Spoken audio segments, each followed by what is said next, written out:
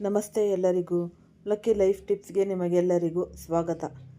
2026 February.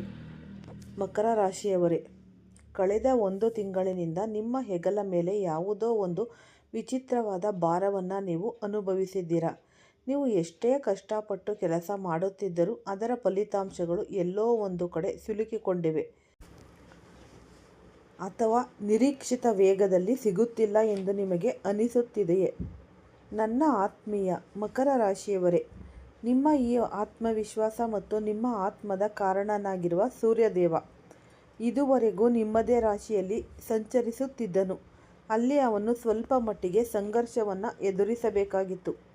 ಆದರೆ ಈಗ ನಿಮ್ಮ ಕಾಯುವಿಕೆ ಕೊನೆಗೊಂಡಿದೆ. 2026 ಫೆಬ್ರವರಿ 18ರ ಈ ಗಳಿಗೆ ಬಂದೇ ಬಿಟ್ಟಿದೆ. ಈಗ ಈ ಒಂದು ಬ್ರಹ್ಮಾಂಡದ ಶಕ್ತಿಯು ಬದಲಾಗುತ್ತಿದೆ. ಸೂರ್ಯದೇವನು ನಿಮ್ಮ ರಾಶಿಯಾದ ಈ ಮಕರವನ್ನು ಬಿಟ್ಟು ಕುಂಭ ರಾಶಿಯನ್ನು ಪ್ರವೇಶಿಸಲಿದ್ದಾನೆ. ಇದು ಕೇವಲ ಒಂದು ಸಾಮಾನ್ಯ ಗ್ರಹಗತಿ ಬದಲಾವಣೆಯಲ್ಲ. ಇದು ನಿಮ್ಮ ಜೀವನದ ಹಣಕಾಸು, ಕುಟುಂಬ ಮತ್ತು ನಿಮ್ಮ ಮಾತಿನ ಶೈಲಿಯನ್ನು ಮರುರೂಪಿಸುವ ಸಮಯವಾಗಿದೆ. ಮುಂದಿನ 30 ದಿನಗಳಲ್ಲಿ ನಿಮ್ಮ ಈ ಒಂದು ಬ್ಯಾಂಕ್ ಬ್ಯಾಲೆನ್ಸ್ ಮೇಲೆ ಯಾವ ರೀತಿಯ ಪರಿಣಾಮ ಬೀರಲಿದೆ? ನಿಮ್ಮ ಕುಟುಂಬದಲ್ಲಿ ನಡೆಯುತ್ತಿರುವ ಒತ್ತಡಗಳು ಕೊನೆಗೊಳ್ಳುತ್ತವೆಯೇ? ಮತ್ತು ಅತ್ಯಂತ ಮುಖ್ಯವಾದ ವಿಷಯವೆಂದರೆ, ಈ ತಿಂಗಳು ನೀವು ಮಾಡಬಾರದಿರುವ ಈ ಒಂದು ತಪ್ಪು ಯಾವುದು? ಈ ಎಲ್ಲ ಪ್ರಶ್ನೆಗಳಿಗೆ ಉತ್ತರವನ್ನು ಇವತ್ತು ನಾವು ನೋಡ್ತಾ ಹೋಗೋಣ. ಈ ವಿಡಿಯೋವನ್ನು ಫಸ್ಟಿಂದ ಹಿಡಿದು ಕೊನೆ ತನಕ ಸ್ಕಿಪ್ ಮಾಡದಲೇ ನೋಡಿದ್ರೆ ತುಂಬಾ ಉಪಯುಕ್ತವಾದ ಮಾಹಿತಿ ನಿಮಗೆ ಲಭಿಸುತ್ತೆ. ಈ ವಿಡಿಯೋ ಇಷ್ಟ ಆಗಿದ್ದಲ್ಲಿ ಪುಟ್ಟದೊಂದು ಲೈಕ್ ಕೊಡೋದನ್ನು ಮರಿಬೇಡಿ. ಈ ರಾಶಿಯವರು ಯಾರೆಲ್ಲ ಇದ್ದೀರಾ ಅವರು ಹೆಚ್ಚಾಗಿ ಈ ವಿಡಿಯೋವನ್ನು ಶೇರ್ ಮಾಡಿ. ಓಂ ಶ್ರೀ ಶನೇಶ್ವರಾಯ ನಮಃ ಅಂತ ಕಮೆಂಟ್ ಬಾಕ್ಸ್ನಲ್ಲಿ ಕಮೆಂಟನ್ನು ಹಾಕಿ.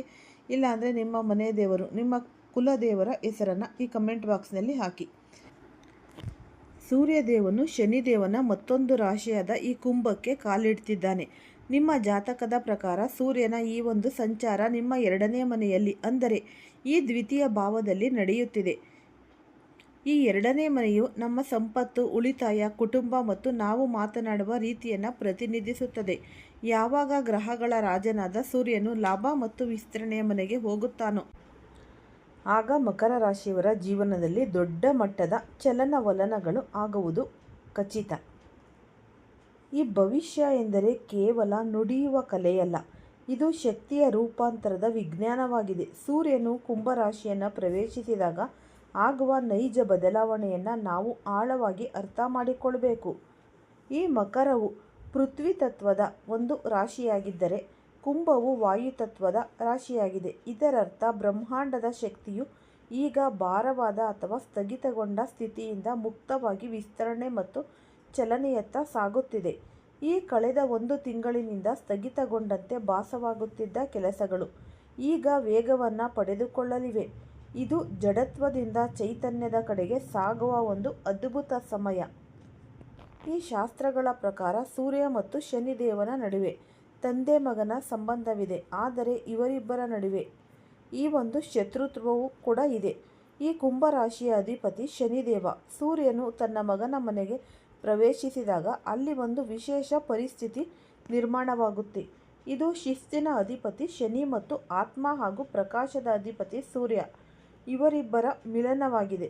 ಮಕರ ರಾಶಿಯವರೇ, ನಿಮ್ಮ ರಾಶಿಯಾಧಿಪತಿ ಶನಿಯ ಮನೆಗೆ ಸೂರ್ಯನು ಹೋಗುತ್ತಿರುವುದರಿಂದ ಈ ಸಮಯವು ನಿಮಗೆ ಒಂದು ಪಾಠವನ್ನು ಕಲಿಸುತ್ತೆ. ಅದೇನೆಂದರೆ, ಶಿಸ್ತಿಲ್ಲದೆ ನೀವು ನಿಮ್ಮ ಪ್ರತಿಭೆಯ ಪೂರ್ಣ ಲಾಭವನ್ನು ಪಡೆಯಲು ಸಾಧ್ಯವಿಲ್ಲ. ಇದು ಕರ್ಮ ಮತ್ತು ಪ್ರಕಾಶದ ನಡುವಿನ ಸಮತೋಲನದ ತಿಂಗಳಾಗಿದೆ. ನಿಮ್ಮ 2ನೇ ಮನೆಯಲ್ಲಿ ಈ ಸೂರ್ಯನ ಪ್ರಭಾವ ಹೇಗಿರುತ್ತೆ ಎಂದು ನೋಡೋಣ. ಮೊದಲನೆಯದಾಗಿ ಧನ. ಇಲ್ಲಿ ಸೂರ್ಯನ ಉಪಸ್ಥಿತಿಯು ನಿಮ್ಮ ಆರ್ಥಿಕ ಪರಿಸ್ಥಿತಿಯ ಮೇಲೆ ಬೆಳಕು ಚೆಲ್ಲುತ್ತೆ. ಸೂರ್ಯನು ಅಧಿಕಾರದ ಸಂಕೇತ ಆಗಿರೋದ್ರಿಂದ ಈ ಸಮಯದಲ್ಲಿ ನೀವು ನಿಮ್ಮ ಹಣದ ಉಳಿತಾಯದ ಬಗ್ಗೆ ಹೆಚ್ಚು ಗಂಭೀರವಾಗಿ ಮತ್ತು ರಕ್ಷಣಾತ್ಮಕವಾಗಿ ಇರುತ್ತೀರಿ. 2ನೇಯದಾಗಿ ವಾಣಿ ಅಥವಾ ಮಾತು. ಸೂರ್ಯನು ಅಗ್ನಿತತ್ವದ ಗ್ರಹ. ಅಗ್ನಿಯು ನಿಮ್ಮ ಮಾತಿನ ಮನೆಯಲ್ಲಿ ಕುಳಿತಾಗ ನಿಮ್ಮ ಮಾತುಗಳಲ್ಲಿ ಒಂದು ರೀತಿಯ ಅಧಿಕಾರ ಅಥವಾ ಈ ಕಮಾಂಡ್ ಬರುತ್ತೆ. ಆದರೆ ಎಚ್ಚರಿಕೆ ಇರಲಿ, ಅತಿಯಾದ ಶಾಖವು ನಿಮ್ಮ ಮಾತನ್ನು ಕಹಿ ಮಾಡಬಹುದು. 3ನೇಯದಾಗಿ ಕುಟುಂಬ. ಕುಟುಂಬದಲ್ಲಿ ನೀವು ಪ್ರಮುಖ ನಿರ್ಧಾರಗಳನ್ನು ತೆಗೆದುಕೊಳ್ಳುವ ವ್ಯಕ್ತಿಯಾಗಿ ಹೊರಹೊಮ್ಮುತ್ತೀರಿ. ಕುಂಭವು ವಾಯುತತ್ವದ ರಾಶಿಯಾಗಿರುವುದರಿಂದ ಸೂರ್ಯನ ಅಗ್ನಿಗೆ ಗಾಳಿಯ ಸಹಾಯ ಸಿಕ್ಕಂತಾಗುತ್ತೆ. ಇದು ನಿಮ್ಮ ಶಕ್ತಿಯನ್ನು ಮತ್ತಷ್ಟು ಹೆಚ್ಚಿಸುತ್ತೆ. ವೈಜ್ಞಾನಿಕ ಮತ್ತು ಆಧುನಿಕ ದೃಷ್ಟಿಕೋನದಿಂದ ನೋಡಿದರೆ ಕುಂಭರಾಶಿಯು ನಾವೀನ್ಯತೆ ಮತ್ತು ತಂತ್ರಜ್ಞಾನದ ರಾಶಿಯಾಗಿದೆ. ಈ ಸಂಚಾರದ ಅವಧಿಯಲ್ಲಿ ತಾಂತ್ರಿಕ ಕೆಲಸಗಳಲ್ಲಿ ತೊಡಗಿರುವವರಿಗೆ, ಸಂಶೋಧಕರಿಗೆ ಅಥವಾ ಹೊಸದನ್ನೇನಾದರೂ ನಿರ್ಮಿಸಲು ಬಯಸುವವರಿಗೆ ಸೂರ್ಯದೇವನು ಹೊಸ ಆಲೋಚನೆಗಳನ್ನು ಜ್ಯೋತಿಯನ್ನು ಬೆಳಗಿಸುತ್ತಾನೆ. ಇದು ಹಳೆಯ ಸಂಪ್ರದಾಯಗಳನ್ನು ಬಿಟ್ಟು ಭವಿಷ್ಯದತ್ತ ನೋಡುವ ಸಮಯವಾಗಿದೆ. ಮಕರ ರಾಶಿಯವರಿಗೆ ಸೂರ್ಯನು ನಿಮ್ಮ 8ನೇ ಮನೆಯ ಅಧಿಪತಿಯಾಗಿದ್ದಾನೆ. 8ನೇ ಮನೆಯು ಗುಪ್ತ ವಿದ್ಯೆಗಳು, ಹಠಾತ್ ಲಾಭಗಳು ಮತ್ತು ದೊಡ್ಡ ಬದಲಾವಣೆಯನ್ನು ಸೂಚಿಸುತ್ತೆ. ಯಾವಾಗ 8ನೇ ಮನೆಯ ಅಧಿಪತಿಯು 2ನೇ ಮನೆಗೆ ಅಂದರೆ ಧನಸ್ಥಾನಕ್ಕೆ ಬರುತ್ತಾನೋ ಆಗ ಧನಲಾಭದ ಯೋಗಗಳು ಉಂಟಾಗುತ್ತೆ. ಪ್ರಾಯಶಃ ನಿಮಗೆ ತಿಳಿಯದ ಯಾವುದೋ ಒಂದು ಹಳೆಯ ಹೂಡಿಕೆಯಿಂದ ದೊಡ್ಡ ಲಾಭ ಬರಬಹುದು ಅಥವಾ ಯಾವುದೋ ಆಸ್ತಿಯ ಪಾಲು ನಿಮಗೆ ಕೈ ಸೇರಬಹುದು. ಈ ರೀತಿ ಈ ಸಂಚಾರವು ನಿಮ್ಮ ಆರ್ಥಿಕ ಜೀವನವನ್ನು ರಹಸ್ಯಮಯ ರೀತಿಯಲ್ಲಿ ಬದಲಾಯಿಸುವ ಶಕ್ತಿಯನ್ನು ಹೊಂದಿದೆ. ಆರ್ಥಿಕವಾಗಿ ನಾವು ನೋಡೋದಾದರೆ ಸರ್ಕಾರಿ ಕ್ಷೇತ್ರಗಳಿಂದ ಲಾಭ ಪಡೆಯುವ ಸಾಧ್ಯತೆ ಹೆಚ್ಚಿವೆ. ಆದರೆ ನೆನಪಿಡಿ, ಸೂರ್ಯನು ಇಲ್ಲಿ ಅಹಂಕಾರವನ್ನು ನೀಡುತ್ತಾನೆ. ಹೂಡಿಕೆ ಮಾಡುವಾಗ ಯಾವುದೇ ಅಡ್ಡದಾರಿಯನ್ನು ಹಿಂಜರಿಯಬೇಡಿ, ಇಲ್ಲದಿದ್ದರೆ ಲಾಭದ ಬದಲಿಗೆ ನಷ್ಟವಾಗಬಹುದು. ಉದ್ಯೋಗಸ್ಥರಿಗೆ ಈ ಸಮಯವು ತಮ್ಮ ಪ್ರಭಾವವನ್ನು ಬೀರಲು ಉತ್ತಮವಾಗಿದೆ. ನಿಮ್ಮ ಮೇಲಾಧಿಕಾರಿಗಳು ನಿಮ್ಮ ಸಲಹೆಗಳನ್ನು ಗಮನವಿಟ್ಟು ಕೇಳ್ತಾರೆ. ಈ ವಂಶ ಪಾರಂಪರ್ಯವಾಗಿ ವ್ಯವಹಾರ ಮಾಡುವವರಿಗೆ ಈ ಫೆಬ್ರವರಿ 18ರ ನಂತರದ ಸಮಯ ವಿಸ್ತರಣೆಗೆ ಪೂರಕವಾಗಿದೆ. ನಿಮ್ಮ ಒಂದು ಸಂಪರ್ಕ ಜಾಲ ಅಂದರೆ ನೆಟ್ವರ್ಕಿಂಗ್ ಹೆಚ್ಚಾಗಲಿದೆ. ಇಲ್ಲಿ ನೀವು ಸ್ವಲ್ಪ ಜಾಗರೂಕರಾಗಿ ಇರಬೇಕಾದ ಅಂಶ ಅಂತ ಅಂದರೆ ನಿಮ್ಮ ಮಾತು. ಸೂರ್ಯನ ತೇಜಸ್ಸು ನಿಮ್ಮ ಮಾತಿನಲ್ಲಿ ಈ ಕಟುತೆಯನ್ನು ತರಬಹುದು. ನಾನೇ ಸರಿ, ನಾನೇ ಎಂಬ ಹಠ ನಿಮ್ಮವರನ್ನು ನಿಮ್ಮಿಂದ ದೂರ ಮಾಡಬಹುದು. ಕುಟುಂಬದ ಹಿರಿಯರೊಂದಿಗೆ ಈ ಒಂದು ಭಿನ್ನಾಭಿಪ್ರಾಯಗಳು ಉಂಟಾಗುವ ಸಾಧ್ಯತೆ ಹೆಚ್ಚಿದೆ. ಆದ್ದರಿಂದ ನಿಮ್ಮ ಭಾಷೆಯ ಮೇಲೆ ಸಂಯಮವಿರಲಿ. ಮಧುರವಾದ ಮಾತುಗಳೇ ನಿಮ್ಮ ಯಶಸ್ಸಿನ ಒಂದು ಕೀಲಿ ಕೈಗಳಾಗುತ್ತೆ. ಬದಲಾವಣೆಯೇ ಜಗದ ನಿಯಮ ಎನ್ನುವುದನ್ನು ನಾವು ಒಪ್ಪಿಕೊಳ್ಳಲೇಬೇಕು. ಕಳೆದ 1 ತಿಂಗಳಿನಿಂದ ಸೂರ್ಯನು ನಿಮ್ಮದೇ ರಾಶಿಯಲ್ಲಿದ್ದಾಗ ನೀವು ಸಾಕಷ್ಟು ಜವಾಬ್ದಾರಿಗಳ ಒತ್ತಡವನ್ನು ಅನುಭವಿಸಿರಬಹುದು. ಆದರೆ ಈಗ ಕೇಂದ್ರಬಿಂದು ಬದಲಾಗುತ್ತಿದೆ.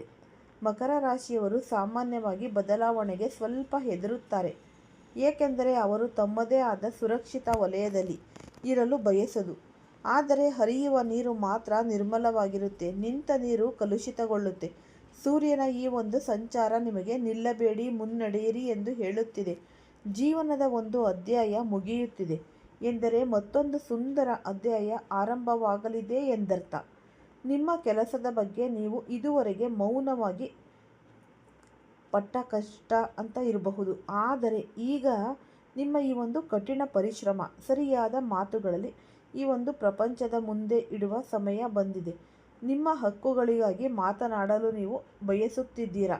ನಿಮ್ಮ ಭಾವನೆಗಳನ್ನು ವ್ಯಕ್ತಪಡಿಸಲು ಸಾಧ್ಯವಾಗುತ್ತಿಲ್ಲವೇ? ಸೂರ್ಯನ ಈ ಒಂದು ಶಕ್ತಿಯು ನಿಮಗೆ ಆ ಧೈರ್ಯವನ್ನು ನೀಡಲು ಬಂದಿದೆ. ಆತ್ಮವಿಶ್ವಾಸದಿಂದ ಮಾತನಾಡಿದಾಗ ಈ ಬ್ರಹ್ಮಾಂಡವು ನಿಮ್ಮ ಮಾತನ್ನು ಕೇಳಿಸಿಕೊಳ್ಳುತ್ತೆ. ಆದರೆ ನಿಮ್ಮ ಶಕ್ತಿಯನ್ನು ಇತರರ ಮೇಲೆ ಅಧಿಕಾರ ಚಲಾಯಿಸಲು ಬಳಸಬೇಡಿ. ಬದಲಾಗಿ ಇತರರ ಜೀವನದಲ್ಲಿ ಬೆಳಕು ನೀಡಲು ಬಳಸಿ. ಈ ಶನಿಯ ರಾಶಿಯಾದ ನಿಮ್ಮಲ್ಲಿ ಸಂಘರ್ಷ ಮಾಡುವ ಗುಣ ರಕ್ತದಲ್ಲೇ ಇದೆ. ಆದರೆ ಕೇವಲ ಪರಿಶ್ರಮವಷ್ಟೇ ಸಾಲದು. ಸರಿಯಾದ ಈ ಒಂದು ದಶೆ ಮತ್ತು ನಡವಳಿಕೆಯು ಮುಖ್ಯ. ಯಾರೊಂದಿಗಾದರೂ ಕಹಿ ಸಂಬಂಧವಿದ್ದರೆ ಸ್ವಲ್ಪ ಬಾಗಿ ನಡೆಯಲು ಹಿಂಜರಿಯಬೇಡಿ. ಜೀವವಿರುವ ಮರ ಮಾತ್ರ ಬಾಗುತ್ತೆ, ಒಣಗಿದ ಮರ ತುಂಡಾಗುತ್ತೆ. ನೀವು ನಿಮ್ಮ ಆತ್ಮಸಾಕ್ಷಿಯನ್ನು ಕೇಳಿಕೊಳ್ಳಿ. ನಾನು ಕನಸು ಕಂಡ ಜೀವನವನ್ನು ನಡೆಸಲು ಸಿದ್ಧನಿದ್ದೇನಾ ಅಂತ. ಹಾಗಾದರೆ ಈ ಒಂದು ಬದಲಾವಣೆಗೆ ಹೆದರಬೇಡಿ. ಕುಂಭವು ವಿಸ್ತರಣೆಯ ರಾಶಿ, ದೊಡ್ಡ ಕನಸುಗಳ ರಾಶಿ. ನಿಮ್ಮ ಸಂಕುಚಿತ ಆಲೋಚನೆಗಳಿಂದ ಹೊರಬನ್ನಿ. ಇದು ನಿಮ್ಮ ಮಾನಸಿಕ ಮಿತಿಗಳನ್ನು ಮುರಿಯುವ ಸಮಯ.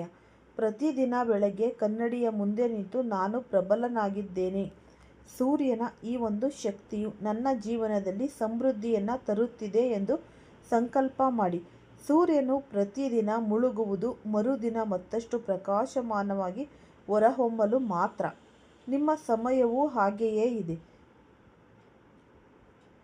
ಈ ಶುಭದಾಯಕವಾಗಿ ಇರಿಸಿಕೊಳ್ಳಲು ನಿಮ್ಮ ಸಂಚಾರ ಕೆಲವು ಸರಳ ಪರಿಹಾರಗಳು ಇವೆ. ಇಲ್ಲಿ ನಾವು ಮೊದಲನೆಯದಾಗಿ ನೋಡೋದಾದರೆ, ಸೂರ್ಯನಿಗೆ ಅರ್ಘ್ಯವನ್ನು ನೀಡಿ. ಪ್ರತಿದಿನ ತಾಮ್ರದ ಲೋಟದಲ್ಲಿ ನೀರನ್ನು ತುಂಬಿಸಿ ಅದಕ್ಕೆ ಸ್ವಲ್ಪ ಕುಂಕುಮ ಮತ್ತು ಕೆಂಪು ಹೂವನ್ನು ಹಾಕಿ ಈ ಸೂರ್ಯ ದೇವನಿಗೆ ಅರ್ಪಿಸಿ. ಸಾಧ್ಯವಾದರೆ ಭಾನುವಾರದಂದು ಆದಿತ್ಯ ಹೃದಯ ಸ್ತೋತ್ರವನ್ನು ಪಠಿಸಿ. ಇದು ನಿಮ್ಮ ಆತ್ಮವಿಶ್ವಾಸವನ್ನು ಹೆಚ್ಚಿಸುತ್ತೆ. ನಿಮ್ಮ ತಂದೆ ಅಥವಾ ತಾಯಿಯ ಈ ಸಮಾನರಾದ ಹಿರಿಯರನ್ನು ಗೌರವಿಸಿ ಮತ್ತು ಅವರ ಆಶೀರ್ವಾದವನ್ನು ಪಡೆಯಿರಿ. ಇದು ನಿಮ್ಮ ಅದೃಷ್ಟದ ಮುಚ್ಚಿದ ಬಾಗಿಲುಗಳನ್ನು ತೆರೆಯಲು ಸಹಾಯ ಮಾಡುತ್ತೆ. ಸೂರ್ಯನ ಈ ಒಂದು ಕುಂಭ ಪ್ರವೇಶವು ನಿಮ್ಮ ಜೀವನದಲ್ಲಿ ಹೊಸ ಸಾಧ್ಯತೆಗಳ ಬಾಗಿಲನ್ನು ತೆರೆಯುತ್ತೆ. ನಿಮ್ಮ ಮಾತನ್ನು ಸಂಯಮದಲ್ಲಿ ಇಡಿ ಮತ್ತು ನಿಮ್ಮ ಈ ಒಂದು ಕಠಿಣ ಪರಿಶ್ರಮದ ಮೇಲೆ ನಂಬಿಕೆ ಇರಲಿ. ನಿಮ್ಮ ಜೀವನವು ಇಂದಿನವರೆಗೂ ಇದ್ದಂತೆ ಇರುವುದಿಲ್ಲ. ಇದನ್ನು ಕೇವಲ ತಮಾಷೆ ಎಂದು ನೀವು ಭಾವಿಸಿ ನಿರ್ಲಕ್ಷಿಸಿದರೆ ಜೀವನವಿಡೀ ಪಶ್ಚಾತ್ತಾಪ ಪಡಬೇಕಾಗುತ್ತೆ. ಮುಂದೆ ಹೋಗುವ ಮೊದಲು ಯಾರು ದೈವ ಭಕ್ತರೋ ಅವರು ಮನಸ್ಸಿನಲ್ಲೇ ದೇವರಿಗೆ ನಮಸ್ಕರಿಸಿ. ಇದು ಕೇವಲ ಸಾಧಾರಣ ಸಮಯವಲ್ಲ. ನಿಮ್ಮ ಜೀವನದಲ್ಲಿ ಒಂದು ಬೃಹತ್ ಬದಲಾವಣೆ, ಒಂದು ಅದ್ಭುತವಾದ ಪವಾಡ ನಡೆಯಲಿದೆ. ಇದನ್ನು ನೋಡಿ ನೀವು ಮಾತ್ರವಲ್ಲ, ಒಂದು ಅದ್ಭುತ ಪವಾಡ ಅಂತಲೇ ಅನ್ನಬಹುದು. ನಿಮ್ಮ ಸುತ್ತಮುತ್ತಲೇ ಇರುವ ಜನರು ಕೂಡ ಆಶ್ಚರ್ಯಚಕಿತರಾಗ್ತಾರೆ. ನಿಮ್ಮ ಮನಸ್ಸಿನ ಆಳದಲ್ಲಿ ಹುದುಗಿದ್ದ ವರ್ಷಗಳಿಂದ ನನಸಾಗದ ಕನಸುಗಳು ಈಗ ಒಂದೊಂದಾಗಿ ಈಡೇರಲಿವೆ. ಇದು ಕೇವಲ ಮಾತಿನ ಜಾಲವಲ್ಲ ಅಥವಾ ಗಾಳಿಯಲ್ಲಿ ಹೇಳುತ್ತಿರುವ ವಿಚಾರವಲ್ಲ. ಈ ಮಾಹಿತಿಯ ಕೊನೆಯಲ್ಲಿ ನಿಮ್ಮ ಪಾದದ ಅಡಿಯ ನೆಲವೇ ಜರುಗಿದಂತಹ ಅನುಭವ ನಿಮಗಾಗಲಿದೆ. ಏಕೆಂದರೆ ನಿಮಗೆ ಸಿಗಲಿರುವ ಆ ಒಂದು ಶುಭ ಸುದ್ದಿ ಅಷ್ಟು ದೊಡ್ಡದಾಗಿದೆ. ನಿಮ್ಮ 7 ಜನ್ಮಗಳ ಕರ್ಮದ ಲೆಕ್ಕಾಚಾರಗಳು ಈಗ ಮುಕ್ತಾಯವಾಗುವ ಕಾಲ ಬಂದಿದೆ. 7 ಜನ್ಮಗಳಲ್ಲಿ ಪಡೆಯಲಾಗದ ಈ ಸುಖ, ಸಮೃದ್ಧಿ ಮತ್ತು ಸಂಪತ್ತು ಈಗ ಇದೇ ಜನ್ಮದಲ್ಲಿ ನಿಮ್ಮದಾಗಲಿದೆ. ನಿಮ್ಮ ಬಡತನ, ಸಂಘರ್ಷ ಮತ್ತು ಅಭಾವದ ದಿನಗಳು ಅಂತ್ಯವಾಗುತ್ತಿವೆ. ನಿಮ್ಮ ಮನೆಯಲ್ಲಿ ಇಡೀ ಕುಟುಂಬವೇ ಸೇರಿ ಸಂಭ್ರಮಿಸುವಂತಹ ದೊಡ್ಡ ಸಂತೋಷವೊಂದು ಪ್ರವೇಶಿಸಲಿದೆ. ಆದರೆ ನೆನಪಿಡಿ, ಜೀವನದಲ್ಲಿ ಇಂತಹ ಅವಕಾಶಗಳು ಪದೇ ಪದೇ ಬರೋದಿಲ್ಲ. ಯಾರು ಇಂತಹ ಸಮಯವನ್ನು ನಿರ್ಲಕ್ಷಿಸುತ್ತಾರೋ ಅವರು ಮುಂದೆ ಹತಾಶರಾಗುತ್ತಾರೆ. ಲಕ್ಷಾಂತರ ಜನರ ನಡುವೆ ಕೆಲವು ವ್ಯಕ್ತಿಗಳಿಗೆ ಮಾತ್ರ ಇಂತಹ ಸಂದೇಶಗಳನ್ನು ಅರ್ಥ ಮಾಡಿಕೊಳ್ಳುವ ಶಕ್ತಿ ಇದೆ. ಗ್ರಹಗಳ ಸಂಚಾರ ಮತ್ತು ಗೋಚಾರದ ಆಧಾರದ ಮೇಲೆ ನಾವು ಈ ಭವಿಷ್ಯವನ್ನು ನುಡಿಯುತ್ತಿದ್ದೇವೆ. ಗ್ರಹಗಳು ನಿಮಗೆ ಅನುಕೂಲಕರವಾಗಿದ್ದಾಗ ನೀವು ಸೋಮಾರಿತನ ಪ್ರದರ್ಶಿಸಬಾರದು ಅಥವಾ ಈ ಸಮಯ ವ್ಯರ್ಥ ಮಾಡಬಾರದು. ಕಠಿಣ ಪರಿಸ್ಥಿತಿಯಲ್ಲೂ ಪ್ರಾಮಾಣಿಕವಾಗಿ ಪರಿಶ್ರಮ ಪಡುವವರ ಜೊತೆಗೆ ಯಾವಾಗಲೂ ದೈವಬಲವಿರುತ್ತೆ. ಮನುಷ್ಯನು ಕಷ್ಟಪಟ್ಟು ಸುಸ್ತಾದಾಗ, ಯಶಸ್ಸು ಕಾಣದಿದ್ದಾಗ ದೇವರನ್ನು ಪ್ರಶ್ನಿಸುವುದು ಸಹಜ. ದೇವರೇ, ನನ್ನ ಕಷ್ಟ ನಿನಗೆ ಕಾಣಿಸುತ್ತಿಲ್ಲವೇ ಎಂದು ಕೇಳುವುದು ತಪ್ಪಲ್ಲ. ಮಗುವಿಗೆ ಪೆಟ್ಟಾದಾಗ ಅವನು ತಂದೆ ತಾಯಿಯ ಬಳಿ ಹೋಗುವಂತೆ ನಾವು ಕೂಡ ಕಷ್ಟ ಬಂದಾಗ ದೇವರ ಮೊರೆ ಹೋಗ್ತೇವೆ. ನಿಮ್ಮ ಆ ಮೊರೆಯನ್ನು ದೇವರು ಈಗ ಆಲಿಸಿದ್ದಾನೆ. ಜೀವನದಲ್ಲಿ ಕೆಲವೊಮ್ಮೆ ಎಲ್ಲವೂ ಮುಗಿದು ಹೋಯಿತು ಎನ್ನಿಸಿದಾಗ ಹೊಸ ಆರಂಭವಾಗುತ್ತೆ. ಹಾಗಾಗಿ ಇದು ಕೇವಲ ಮಾತುಗಳಲ್ಲ, ಇದೊಂದು ಎಚ್ಚರಿಕೆ. ನೀವು ಸಕಾರಾತ್ಮಕವಾಗಿ ಬದಲಾಗದಿದ್ದರೆ ಮುಂದೆ ಪಶ್ಚಾತ್ತಾಪ ಪಡಬೇಕಾಗುತ್ತೆ. ಇಲ್ಲಿ ಕೆಲವು ಸರಳ ಆದರೆ ಶಕ್ತಿಶಾಲಿ ಪರಿಹಾರಗಳಿವೆ. ಇದನ್ನು ನೀವು ಜೀವನದಲ್ಲಿ ಒಮ್ಮೆ ಸರಿಯಾಗಿ ಮಾಡಿದರೆ ನಿಮ್ಮ ಸ್ಥಗಿತಗೊಂಡ ಕೆಲಸಗಳು ವೇಗವಾಗಿ ನಡೆಯುತ್ತೆ. ಮುಚ್ಚಿದ ದಾರಿಗಳು ತೆರೆದುಕೊಳ್ಳುತ್ತೆ. ನಿಮ್ಮ ಮೇಲೆ ನಂಬಿಕೆ ಇರಲಿ, ದೈವದ ಮೇಲೆ ಶ್ರದ್ಧೆ ಇರಲಿ. ಮಕರ ರಾಶಿಯವರಿಗೆ ಇದು ಒಂದು ಸುವರ್ಣ ಕಾಲ ಅಂತಲೇ ನಾವು ಅನ್ನಬಹುದು. ಹಾಗಾಗಿ ಈ ಅವಕಾಶವನ್ನು ಸರಿಯಾಗಿ ಬಳಸಿಕೊಳ್ಳಿ. ಶಾಂತವಾಗಿ ಏಕಾಂತವಾಗಿ ಕುಳಿತು ನಿಮ್ಮ ಮುಂದಿನ ಗುರಿಯ ಬಗ್ಗೆ ಯೋಚಿಸಿ. ಯಶಸ್ಸು ಖಂಡಿತವಾಗಿಯೂ ನಿಮ್ಮ ಪಾಲಿಗೆ ಒಲಿಯುತ್ತೆ. ಶತ್ರುಗಳಿಗೆ ಈಗ ನಿಮ್ಮನ್ನು ಕಂಡರೆ ಭಯವಾಗುತ್ತಿದೆ. ಏಕೆಂದರೆ ನೀವು ಕೇವಲ ಒಬ್ಬ ಮನುಷ್ಯನನ್ನಾಗಿ ಉಳಿದಿಲ್ಲ, ನೀವು ಈ ಒಂದು ಶಕ್ತಿಯಾಗಿ ಬೆಳೆದಿದ್ದೀರಿ. ಅದಕ್ಕೋಸ್ಕರ ಈ ಉಪಯುಕ್ತವಾದ ಮಾಹಿತಿ ಇಷ್ಟ ಆಗಿದ್ದಲ್ಲಿ ಲೈಕ್ ಮಾಡಿ, ಶೇರ್ ಮಾಡಿ, ಸಬ್ಸ್ಕ್ರೈಬ್ ಮಾಡಿ. ಎಲ್ಲರಿಗೂ ಸಹ ಧನ್ಯವಾದಗಳು.